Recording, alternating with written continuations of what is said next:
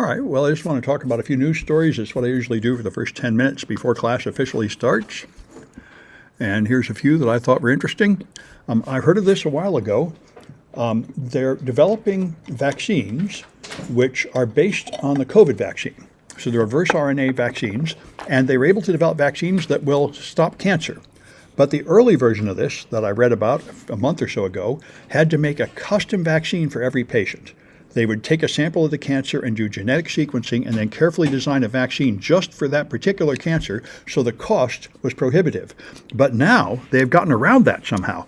For the two deadliest forms of cancer, including the one that is 90% of the pancreatic cancer, they have a generic vaccine, and the survival rate for pancreatic cancer is almost zero. I know my mom died of it. When they diagnose you of that, they usually don't even treat you. They just say, they just put you in hospice care and say you're going to die because the survival rate is like 5% or something.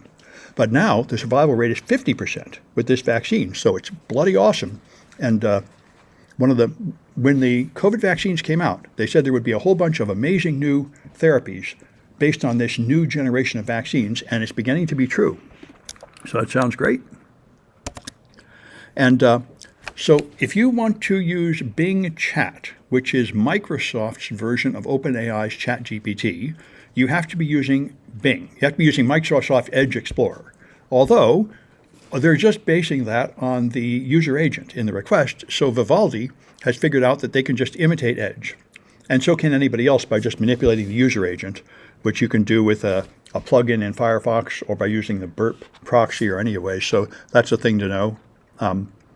Microsoft seems to be worried about their money. They're doing a lot of crazy things. Like if you try to download Chrome, they'll put a big ad on the screen saying, don't download Chrome. And some of them will even go so far as to put up a fake chat window, pretending to be an AI, pretending to give you reasons not to download Chrome, and so on. Microsoft has always been extremely unethical, although after they got sued about 20 years ago, they acted better for a while, but now they're acting bad again. Anyway, they're making plenty of money, though, although it's mostly from Azure. And as of yesterday, Azure is down, and so is Office 365, both of them undergoing a DDoS attack, which really puzzles me because I gave talks at DEF CON 10 years ago saying DDoS has been solved. All you need is Cloudflare. There are free services that will stop DDoS attacks, but Microsoft doesn't seem to have gotten the memo. Anyway, if they designed their network correctly, it would be very hard to take them down, but somebody appears to have taken them down. So another bit of drugs, of course, we've probably all heard of Ozempic. Ozempic is the diabetes drug, which is extremely effective at making people lose weight. Now, all the other weight loss, there's no weight loss pill that's really been worth anything except like amphetamines, which have serious side effects. And so, but this is tolerated well by most people, and you really lose like 10 to 15% of your body weight, which is enough to make a large difference in the health consequences of being overweight. And so this is incredibly important. This is going to be probably more than half of the people on Earth want to take this drug. It's incredibly popular in America. It's growing incredibly fast in China. Everybody wants to take it, and you can't even get it. They can't manufacture it fast enough. So the company that makes it, Novo Nordisk, is likely to have the most valuable drug in history ever as soon as they can make enough of this. Something like half the people on Earth will take it. And now they're doing more work on the fundamental the way it works. And they found this chemical called uncoupling protein 1, which is a protein that affects how your body burns fat and how your body digests food. And it is by interacting with that this drug works. And so they're hoping they'll develop a new generation of drugs that might be better. Ozempic has some side effects, which some people can't tolerate, and it's also very expensive. Although people are making it cheaper by buying unlicensed illegal online pharmacies that make imitation Ozempic, which is like 10 times cheaper, but of course risky. Anyway, so Trump is being tried in Florida for his outrageous crimes in handling secret documents, which amusingly is prosecuting him under a law that he signed. That used to be a misdemeanor, but in order to, after he won, he campaigned on Hillary Clinton's emails saying, I'm going to do something about people mishandling classified information, so he changed it to a felony. And now he's convicted of it because he totally said he was going to handle the material carefully, and then he totally didn't.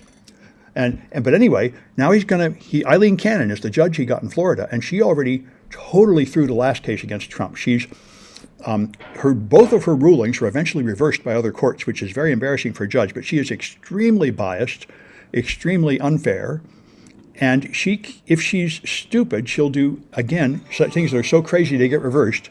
But if she's a little bit smarter, she can just delay the thing forever. Anyway, so a lot of people who are against Trump feel like now he's going to go to jail, and maybe not. At least not from this one. Probably not in her court. But we're going to see. So Barracuda is a manufacturer of hardware devices, and in particular, they make an email spam gateway. And this product has a vulnerability, a SQL injection, and it's been hacked since late last year. And I've never heard of a vulnerability like this before. They say you cannot fix it. You have to throw away the hardware and buy new hardware without much explanation. But this must mean that they've compromised the bootloader.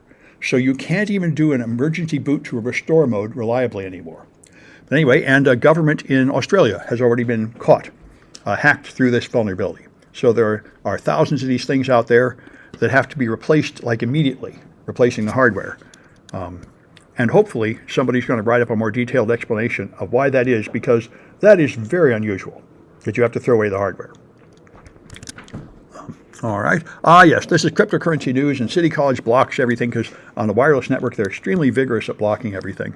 Anyway, GitHub Copilot is a GPT-type chat engine that writes code for you, but they were sued by the developers of open source code because this is a huge issue. If you want to make a machine learning model, you have to train it on a bunch of data. And where do you get the data? Right now, they just scrape it off the web, all kinds of public data, but technically you don't have permission to use that data. So I think in Japan, I might have the country wrong, they just passed a law saying you can totally use any data and there's no issue of copyright. But in America, that issue is not resolved yet, and that's the point here. These people are claiming that by using our public source data to train this product, you have violated our copyright, especially because, of course, frequently it will just completely repeat stuff it saw in the training data, which is reasonable. And so this battle is going on, and this will have a huge effect on machine learning and artificial intelligence. If you cannot use other people's data to train your models, that's going to make it much less useful. And I assume it would probably cause everyone to shut down all the public models like ChatGPT, which have all been trained on public data like Reddit. Anyway, that's a big issue. California is changing. We're not going to charge you for electricity based on how much you use anymore. They're going to charge you based on how much you earn. This is a very strange proposal, in my opinion, but you know I'm an old-fashioned capitalist. But here's the plan, and people say this is crazy. Among other things, you have no incentive to conserve energy anymore because it doesn't matter how much you use. All that matters is how much you earn. So I guess we're all going to see how this works. And I'm a renter, so I guess it would be my landlord's income that determines this. I can see a lot of problems with this, but anyway, apparently we're going to do it. We do a lot of strange things in California, and this is the latest one. That's another crypto news I can't get to. This was pretty interesting. If you look at radiocarbon dating using carbon-14, carbon-14 has a short lifetime of it's either a few hundred or a few thousand years. So it's created when cosmic rays strike the atmosphere and radioactive particles decay, creating a small amount of carbon-14. And if you measure the carbon-14 content of a tree or any other matter that was once living, you can find out when it was alive. Because while you're alive, trees and people and everything are absorbing carbon-14 from the air and building it into your muscles and bones and stuff. And when you die, that stops. And then it starts decaying. So you can tell by the amount of carbon-14 how old something is. The problem is the carbon-14 level is not constant. There are events that cause extra amounts of carbon-14. And one of them was in 1859. This was the Carrington event, which caused it was a huge burst of solar activity from a sunspot that created huge aurora borealis all over the world for 2 days. And this large bombardment of radiation created an increase in carbon-14. And there's another one even bigger called the Miyake event, something like 2,000 years ago, which created a huge increase in carbon-14. And these turn out to be extremely useful. Now you can take anything that measures the past, like an ice core or a tree ring or dirt samples, and you can find these areas of increased carbon-14 and you know what year that was. So they're like markers to tell you what the year is at different depths. So that's and of course, that's one interesting issue for archaeology and geology and such.